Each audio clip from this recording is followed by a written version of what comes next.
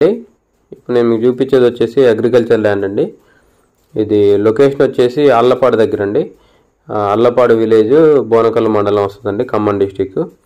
So ఇది distance వచ్చేసి మనకి అల్లపాడు నుంచి బోనకల్ వెళ్ళే రోడ్డుకి జస్ట్ ఒక 500 మీటర్స్ ఉంటుందండి, 1/2 కిలోమీటర్. బోనకల్కి వచ్చేసి 8 కిలోమీటర్స్ ఉంటుందండి.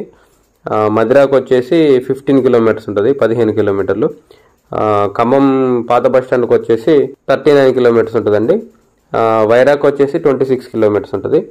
సో ఇది టోటల్ వచ్చేసి 16 ఎకరాలు ఉందండి అమ్మకానికి.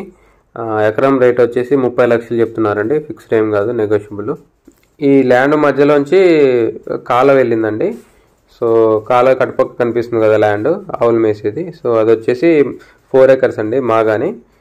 మిగతాది వచ్చేసి ఇటుపక్క ఉంది, కాలువకి ఇటుపక్క ఉంది. ఇది వచ్చేసి మెట్ట ల్యాండ్ అండి. మనకి 30 ఫీట్ రోడ్డు ఫేసింగే ఉంటుందండి. ఇప్పుడు మనకి ఆళ్లపాడు నుంచి బోనకల్ వెళ్ళే రోడ్డు అన్న కదా, డాంబర్ రోడ్డు, అది డబల్ రోడ్డు.